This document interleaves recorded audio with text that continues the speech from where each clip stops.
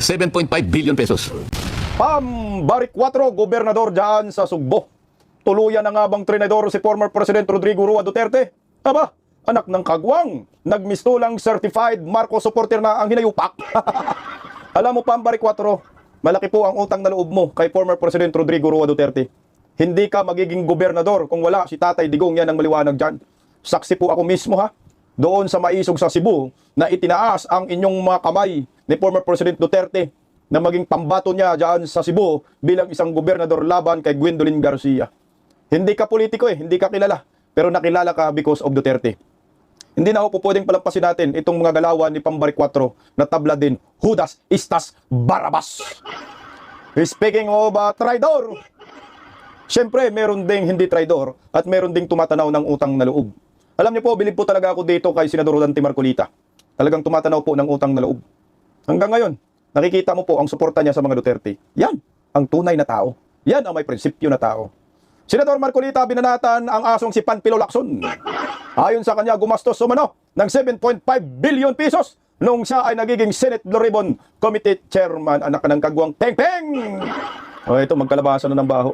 Magandang gabi sa ating lahat. Pa-like po muna, pa-share, pa-subscribe. At pakipindot po ang inyong mga notification bell para lagi po kayong updated sa ating mga video.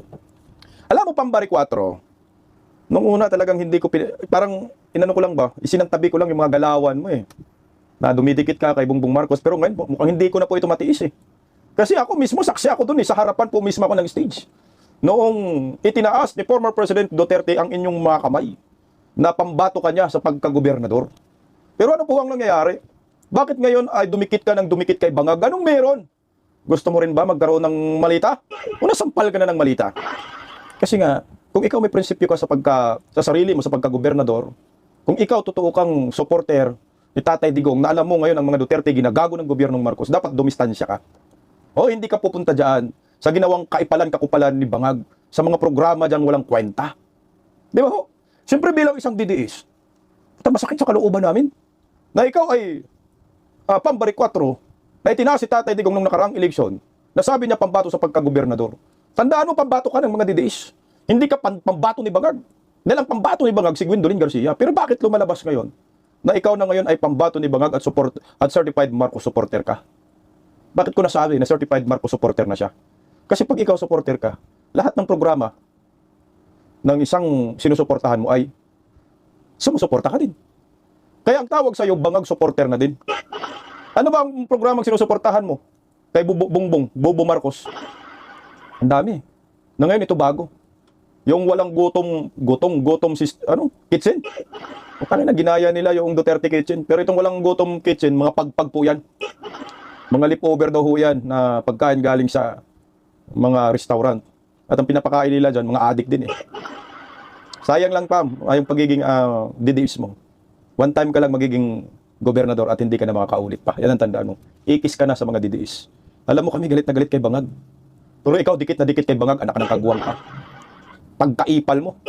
Ayan. Pareho na kayo ni Bangag. O ito po, magkasama po ang mag-amo. Mag-amo na patawag natin sa kanila. O inilunsad daw. Talagang hindi daw, nilunsad talaga. Inilunsad ni Bubo M ang programa ng kanyang asawa. Kay Baki programa to na walang gutom kitchen na ang kumakain tablading mga adik. Mga mukhang adik. Kasama si Barik 4 panoorin natin ang ebidensya. Sa kanyang termino ay walang managugutom na Pilipino. Sir, sino-sino po ba yung mga maaaring makinabang dito sa pasilidad? So mga gaya adik. na nasabi ko kanina, ito ang first soup kitchen dito sa Pilipinas. O tingnan mo hinintay lang talaga si Barik 4 na dumating. Hinintay ni Ngagba. Saka sila lumakad.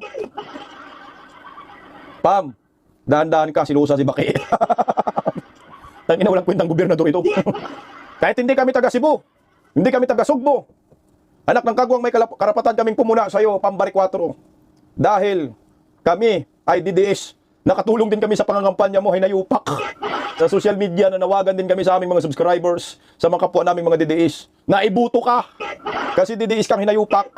Pero ano hong nangyari? Ayan, Bangag supporter na. Ayan hinintay si Pangot, tumingin yung mga adik ko. Isa, dalawa, tatlo. Pati adik, nagulat sila. Di ba, DDS to? Bakit Bangag supporter na? Bakit kakampi na natin? Ayan, nagserbidura sila ng dalawa. Ang walang gutong kitchen dito sa Cebu ay pangalawa pa lamang sa bansa at isa itong proyekto ng pamahalaan sa ilalim ng DSWD. Layunin nitong tulungan ang mga individual at pamilyang nasa layla Wag na lansana kayong makinig upang sa matiyak na sinasabi. sila ay may sapat na pagkain at nutrisyon araw-araw. Kung Huwag na kayong ano na natin yung audio. Kumintuhan na lang natin. Mas maganda kung magkuminto dyan habang nakapli anak ng kagwang. Ayan magkasama na po ang mag-amo. Kitang-kita nyo po yung mga kumakain dyan. Yung mga adictos, binidictos din ang mga hinayupak siguro mga yan. Ayan Diyos ko, pambari 4. Dikit na dikit ka kay Bongbong Marcos. Kulang na lang sungkitin mo yung puwit ng amo mong hinayupak ha. Ang kapal ng mukha ng traidor na ito, Judas Iscariote rin ito. Yan yung mga servidora kasama si Pambari 4, kasama si Bongit, ang body animal Walang gutom kitchen daw. Ayan pumunta na po sila dyan sa harapan ng counter para magiging servidora. Kasama si Bubuim na servidoro. Ayan tatabi na po sila. Yung mag-amo, ayan Ayan na po yung mag-amo dyan. Oy! Nakapulang-pula ka na nga, Pam. Nakakamuti ka. Noon, kulay green ka. Green na green ka So ngayon, pulang-pula na ang hasang mo. Ayan tindin to, anak ng kaguwang, bumalikwas diretso. Ano kaya ang pakiramdam ng isang traidor na binabas ngayon ng maraming mga DDEs, ayan ang dalawa pumasok na dyan sa counter. Kasama po si Bangag. Magiging ipal muna, kupal ang mga hinayupak. Alam niyo po yung pagkain na yan, mga leftover daw yan sa mga restaurant. So in short, pagpag. Ayan naging servidora ng mga ipal-kupal. Na nagbigay na sa mga taong grasa ba to? Anak ng kagong mga mukhang adictos benedictos din Ayan grabe talaga naman ang sweet ninyo, Pam. Kasama si Bangag. Ayan na. Ulul. Grabe to. Sobrang katraidoran na to. Kaya nang ginawa yan. Hindi nga inisip si Tatay Digong na nagpanalo sa kanya. Tabi siya, dumikit, sumuporta sa programa ni Bangag. So ang tawag sa iyo, Bangag supporter na rin. Natawa pa yung isang Cebuano, nakita si Pam, siguro sabi pa, Gob, Bangag supporter ka rin para apper tayo. Kinausap siya. Gob, pareho na tayo Bangag supporter, Gob. Walang gutom kitchen. Ayan Pagpag nga lang leftover lang sa restaurant, ibang mga restaurant. Lunger si Kuya, mukhang adiktos ito. Alam mo pa, malapit na maging presidente si Inday Sara. Nagkamali ka dyan, Diyos ko. Alam nyo, maintindihan natin yan kung hindi yan talaga supporter ni Tatay Digong. Hindi solid na nagpakilala. Putsa, suot ka ng suot ng green. Gamit mo ang mga DDS, gamit mo yung mga Duterte. Di ba Ay, putsa, nandun ako sa harapan mismo ninyo na itinaas si Tatay Digong yung mga kamay ninyo kasama yung mga ibang mga kandidato mo ng mga DDS. Pero ang puta, lumunok ng laway si Kuya, mukhang adiktos din. Pero itong nasaksihan po natin, ito po yung mukha ng katraidoran. Alam niyo po, gobernador ka na. Pag gobernador ka, manindigan ka sa pagka-gobernador mo. Saan ka galing? Ang politiko, may kulay. Alam natin may kulay ka, tapos ang mga animal, tapos na mag-serve, napagod agad. Ayan, ang mga ipal. Tang inumin. May tira pa daw, ibigay mo pa, Mr. President, may kamera pa. Alam niyo po sa akin nakakahiya lang, para sa akin, na mayroong isang gobernador sa Cebu na nanalo because of Duterte, na ngayon dumikit kay Bongbong Marcos. Puta, nagpasalamat pa. Salamat, sir. Wow, sweet. Sir talaga. Ito, pakinggan natin yung interview sa kanila. Kamot ulang buang. Mr. President! Pakinggan natin si Bungit. Good afternoon. Nandito naman tayo ngayon sa Cebu na ito yung pangalawang pinuntahan natin na feeding program, walang gutom program. Pangalawa ito. Puta, feeding program lang yan, Pam. Nandyan ka. Pareho kayong utak ni Bubuim. Wala lang, para magpakita lang talaga ng suporta kay Bongbong Marcos. Siguro, akala siguro ni Pambari 4, ma-impeach na si Vice President Inday Sara. Yan din, si Pam gusto rin ma-impeach si Inday. Talagang kapal na mukha ng gobernador na to. Kaya mo yan, ma'am? Kaya mong trinador si Tatay Digong? Diyos ko. Ako sa akin magprangkahan tayo. Hindi man ito magiging gobernador.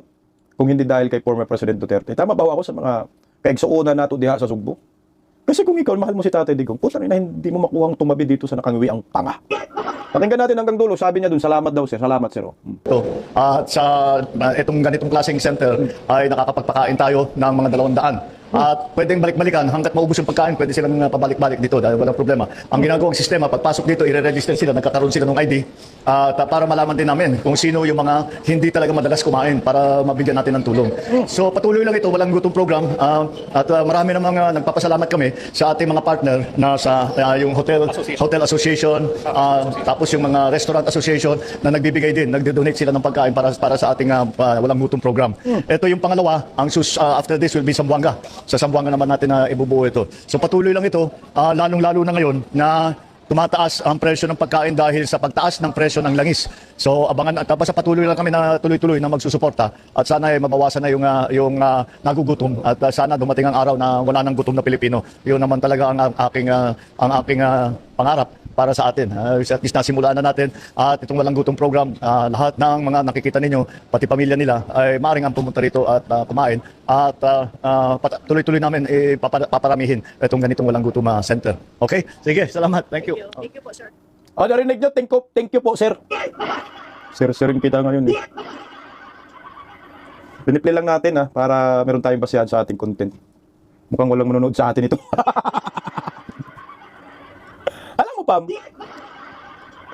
wala kang kwentang gobernador. Siguro, minsan, napanood ako minsan yung statement niya, sabi daw, marami daw umaasa daw sa kanya. Dahil gobernador siya ng Cebu. Hindi lang daw siya gobernador ng mga DDS. Gobernador sa lahat ng mga Cebuano. Oo nga. Kaso nga lang, Pam, kilala natin yung sinamahan mo. Yan yung nag-tridor kay Tatay Digong, na nagpakulong ngayon sa Dahik, na gustong i-impeach naman si Vice President Inday Sara. Sino si Duterte sa buhay mo? Sige nga. Si Duterte lang naman ang nagpapanalo sa iyo sa pagka-gobernador. Na ang mga supporters niya, mga DDS, ay binoto ka. Tama. DDS ang nagpanalo sa iyo. Dahil kung walang mga DDS na bumoto sa iyo, talo kang pagka-gobernador ka. Yan ang maliwanag dyan. Alam mo, kung may paninindigan ka, nagawa man ng Davao City, na hindi umaasa kay Bangag, hindi alam mo yung makipag-engage sa mga ganitong klaseng okasyon. Pero ikaw, himod puwet ka, no? Sinuportahan mo yung mga walang kwentang programa ni Bangag.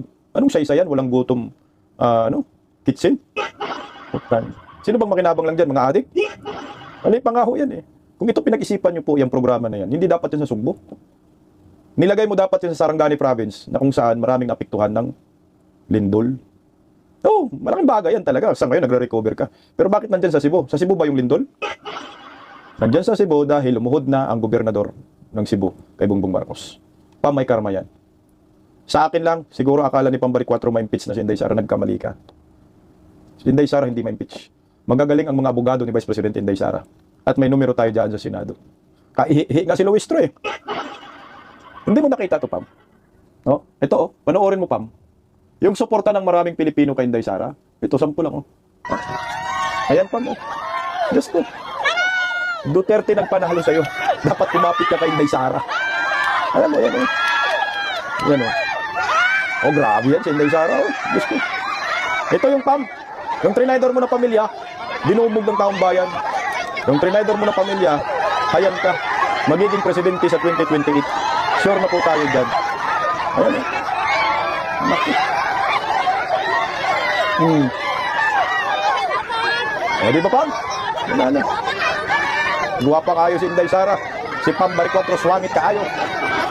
Grabe, star my stars na ka talaga kay Inday Sara. Walang arte-arte. Duterte!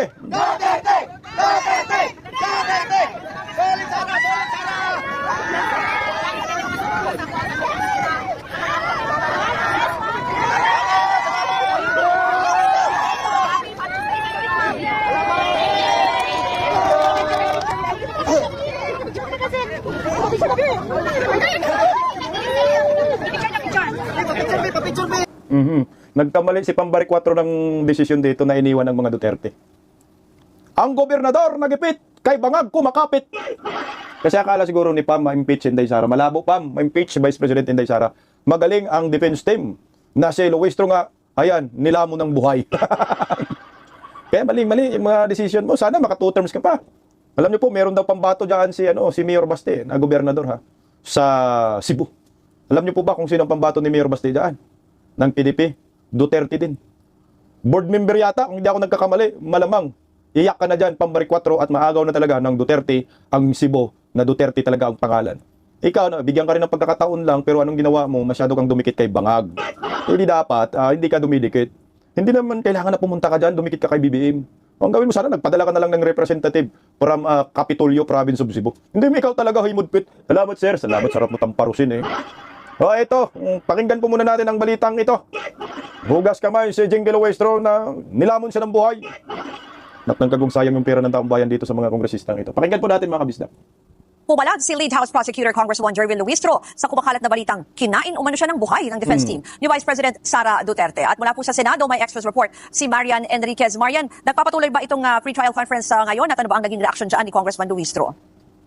Yes, Jules, nagpapatuloy pa nga yung pre-trial conference at tama ka nga, tinawag na fake news ni Lead House Prosecutor Jervy Luistro yung balitang kinain daw siya ng buhay ng Lead Defense Counsel ni Vice President Sara Duterte. Well, ni Luistro, inaasahan na nila yung mga ganitong klase ng social media operations. Kaya babala niya, huwag basta-basta maniniwala sa mga nakikita online. Narito ang kanyang pahayag. I charge it to fake news. And the people should become very cautious now in watching from the social media. Of course, I am conscious that I am representing the interests of the sovereign Filipino people. Hindi po ako papayag na lamunin ng buhay ang laban ng sambayan ng Pilipino. Olol! Fake news daw! Kamukha ka rin ni Pambarik 4. Tingnan mo yung mga anti-Duterte, no? Magkamukha. Pambarik 4, kamukha niya. Laila de Lima, kamukha niya. Pinagbiyak na bunga, talagang itinadahan na kayo. Ano laban ng sambayan ng Pilipino? Tang inumin, oh. Laban ninyong mga komunista kayo. Mga dilawan, penklawan, huwag kami idamay nyo. Sambayan ng Pilipino din kami, ayaw namin ng ganyang impeachment, bukang kayo. 32 million binoto si Inday Sara ng Tambayan. Tapos, impeach nyo, ulul. Hindi ako naniniwala na fake news yung paglamon sa kanya ng abogada ni Vice President Inday Sara. Legit yun para sa akin. Kasi kung hindi legit, bakit nagkaroon pa kayo ng press con para lamang pasinungalingan na kinain po kayo ng buhay, nilamon kayo ng buhay. Pondido ilaw mo dyan, ma'am. Defensive! Nang dahil kay Speaker, may AX. Nang dahil kay Speaker, may tupad. Nang dahil kay Speaker, may yakap. Nang dahil kay Speaker, may baha. Tangin namin nyo. Maniwala kayo na hindi daw siya kinain ng buhay dyan, nilamon ng buhay. Ako sa akin, nilamon niya ng buhay eh. Akala ko nga yung pre-trial conference kanina eh, ay isa publiko. Press ko lang pala, anak ng kagwang. Inaabangan ko ito, press ko lang pala. Hinayupak. Pero anyway, sa akin hindi ako naniniwala dun. Kasi nung tinanong yung abogada ni Vice President Inday Sara na si Atty. Sheila Sison, sabi niya no comment siya. So ibig sabihin, hindi niya itinanggi na mayroong talagang insidente na nilamon siya ng buhay ni Luis. Sinasalo lang daw siya ni Kapunan. Nasalo ni Kapunan kasi wala man tong alam pagdating sa argumento. Nagaling-galingan lang. No, tuloy nga lang natin. Ruth, maging si Senate Secretary Renato Bantug Jr. itinanggi yung kumalat na balita. Pakinggan natin ang sinabi ni Atty. Bantug. Nothing unusual, nothing extraordinary. It's something that you expect whenever lawyers discuss. Pero sir, yung sinasabing mga nilamon ni ganito si ganyan. No, that's not true. That's not true. There were some exchanges, there was some discussion, but again, nothing out of the ordinary. It's something that you should expect from lawyers. Ikaw, sasabihin mo na hindi nilamon ng buhay kasi nga kakampi kayo, di ba? Tropa kayo eh. Pero depende po yan sa interpretasyon ng isang tao. Eh di sinabi ni Luistro ang fake news, yung politiko at bilyonaryo. Alam niyo po, pag sinabing nilamon, talagang nilamon ka na hindi naman literal na nilamon. Yung natalo ka sa argumento, yun yung sinasabing nilamon. Hindi ka umubra. Nung hindi ka umubra sa argumento, nung humingi ka ng backup, call a friend ka, sinong tinawag mo? Si Kapunan. Kasi hindi mo kinaya si Atty. Sheila. Yun yung isa sa mga halimbawa ng nilamon. Hindi yung nilamon ka talaga, putang ina, buhay ka pa nga eh. Hindi naman aswang si ano. Parang literal talaga nila inisip yung nilamon. Ano, aswang si Sheila?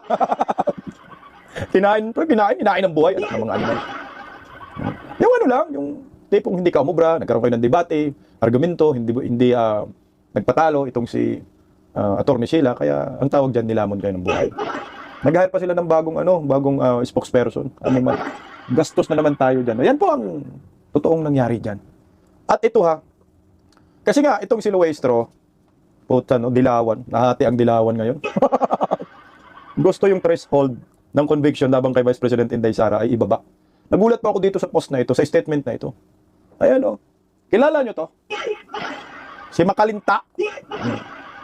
Tingnan mo yung statement niya, pabor po ito sa atin, sa depensa. Ang sabi niya, ito yung balita, DCRH, with due respect to the prosecution at saka defense. Hindi naman pwedeng baguhin nila ang numero sapagkat sinasabi sa saligang batas, 2/3 votes of all the members of the Senate, kaya lumalabas na 16 ang boto at yan ay hindi bahagi ng pre-trial. Kay Leni Robredo, abogado to eh.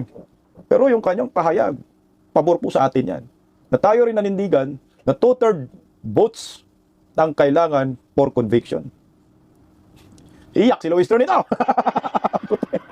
Hati talaga mapinklawan, kadilawan, Anyway, abogado man yan ni Lini Robredo, si Makalinta.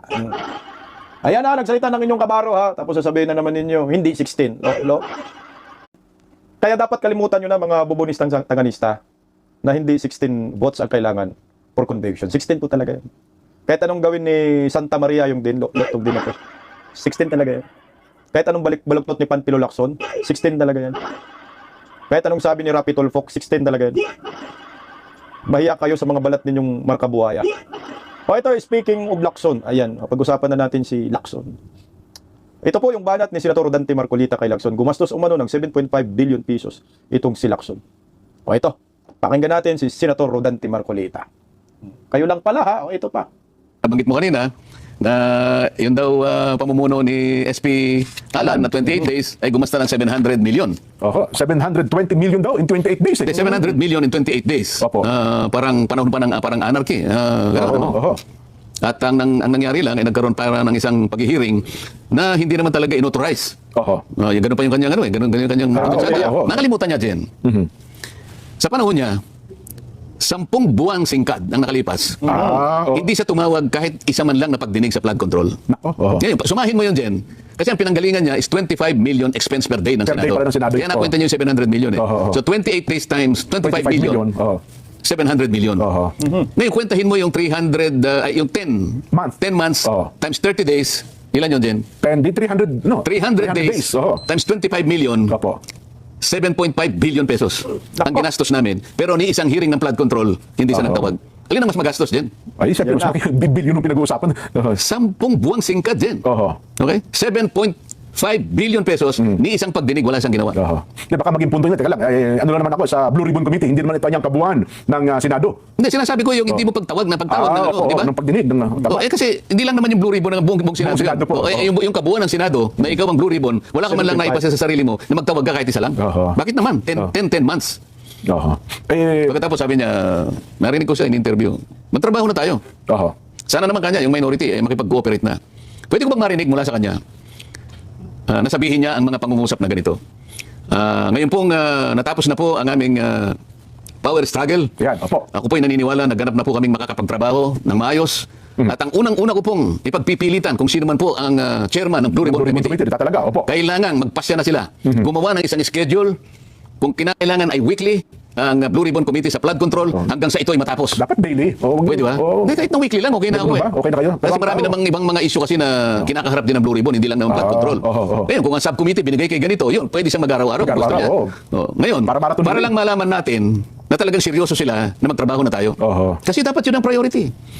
Ang flood control na ito na problema ng ating bansa, hanggat ito ay hindi naisasaayos at ito ay hindi nagkakaroon ng ending, patuloy po na magiging bagsak ang kalagayan ng ating ekonomiya.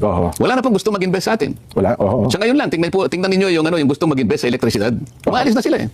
Sa energy po. Energy pa lamang yun. Katakot-takot na utang na ang mabigat po. Ngayon, kailangan nating magkaroon ng manormalize natin ang ating bansa. At ito ang hinihintay ng ating mga mamamayan. Magkaroon ng ending itong naganap na pinakamalawak, pinakamaanumalya na pagnanakaw sa salaping bayan din. Grabe, ang laki pala, Panpilo Lacson sa loob ng 10 months. Ang pinagbabasihan po na figures ni Senator Dante Marcolita, yung figures lang din po na ibinato kay Senator Alan Peter Cayetano na 25 million daw per day. So ngayon ito, ang lumalabas sa 10 months, mayroong 7.5 billion pesos ang inubos ng Panpilo Lacson Group at Tuta Soto Group. Na hindi man lang nagkaroon ng katapusan at closure at hindi man lang natukoy kung sino po ang mastermind sa flood control. Ganong katindi ang gastos natin. Pero hanggang ngayon, malaya pa rin ang mga buhaya. Di ba, Ping? Alam niyo po, siguro ito narinig natin itong mga gastos, bilyon-bilyon. Pwede bang imbestigahan nila yung sarili nila? Yung Blue Ribbon ni Lacson, imbestigahan natin, mantakin mo, no? Saan nyo po dinala yung pera na bilyon-bilyon? Ayon kay Senator Marcolita, yung figures, Saan po, anong pinanggagastusan dito? Kailangan malaman ng taong bayan dahil pera yan ng bayan. Kung hindi nyo may paliwanag kung saan yan, siguro i-abolish na lang natin ang Senado at Kongreso. Pag si Vice President na Inday Sara ang magiging Pangulo nang makatipid ang taong bayan. Kung ganito kalalaki ang mga gastos ninyong mga hinayupa kayo. Kaya tama talaga, kailangan matukoy nitong mga mastermind sa Balitagang. Si Senator Marcolita ay napabalita, galing po mismo sa bunganga ni Senator Marcolita na lalabasan daw siya ng warrant of arrest. Na anytime ay pwede daw siya arestuhin. No? At sabi naman ho niya, ay kusa po siyang susuko. At sumama ho dito sa mga otoridad kung sakaling arestuhin po siya.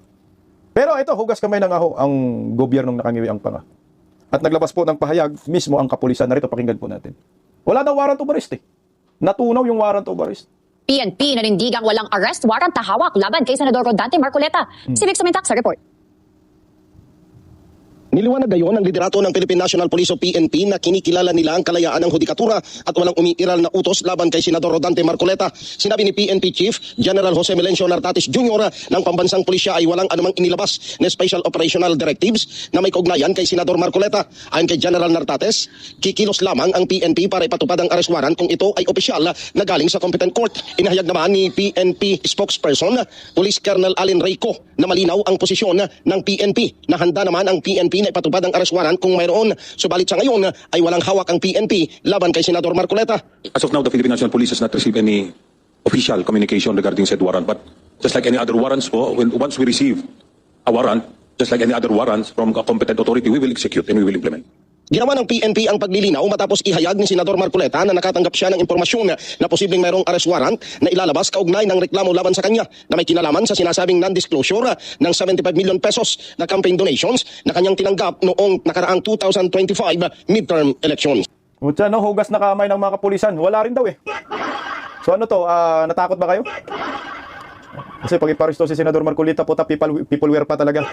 Hoy, ito naman yung banat ni Topacio, anak ng kamote. Oh. Gusto ko itong isali pero hindi masali-sali eh. Pagkatapos po tinawag ni Senator Alan Peter Cayetano na si Pinky Lacson ay hindi natuta, siya ay aso na. At sabi ni Lacson, hindi ako papayag na tawagan akong aso ni Alan Peter. Ayan, biglang nag-post ng ganyan si Atty. Ferdinand Topacio. There, Senator Alan Peter Cayetano, is this what you mean? Everyone say hello to my new Pit Pinky. For that cutie Pinky. Hashtag cutie Pinky. Hashtag for that. Hindi na yan, tuta si Pinky, aso na yan. Bukod sa aso, buhaya pa. O ito, may pahabol po yung mga DDS dyan sa Netherlands. Ayan po, si Tatay Digong. Happy Father's Day, Tatay Digong. Pangalawang Father's Day na ngayon. Na nasa detention center si Tatay Digong. Kapit lang, Tatay Digong. Si Inday Sara, kunting tiis na lang, 2 taon na lang maging Pangulo na po ng Republika si Inday. Na itong mga traidor, kagaya ni Pambari 4, pagsisihan ho ninyo. Ako sa akin, kung si Mayor Baste Duterte at Inday Sara Duterte, mayroong pambato dyan sa 2028 eleksyon na pagkagobernador, iboto nyo po. Tama na po yung si Pambari 4, hindi po siya bagay magiging uli na gobernador dyan sa Cebu. Walang paninindigan, walang prinsipyo. Hindi lumalaban, duwag, takot. At yung loyalty, questionable. Kasi pag ikaw, loyal ka, Tatay Digong, kahit anong offer sa'yo, di bangag, para humimod ka sa puwet niya, hindi mo yan tatanggapin. At i-denied mo yan. At kung kahit anong imbita sa'yo, basta ng prinsipyo ka, hindi mo yan kaagatin. At manindigan kang Duterte, diehard supporter, dahil ang nagpanalo sa'yo sa pagkagobernador. Utang ina, kahit 1,000 tayo magdebate, walang iba kundi si Tatay Digong ang mga Duterte.